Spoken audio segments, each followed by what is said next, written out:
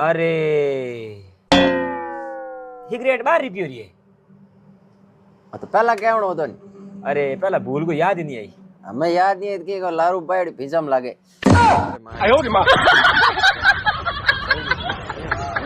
याद करी हमूली नहीं रे मारी आचा इनको नहीं ले गया इन्हें 10 रुपये दिया हम के अगले का ना उंडे अगले ग्राहक नु बार ले पक्का याद राख काकू ये गोल्ड फ्लैग दो।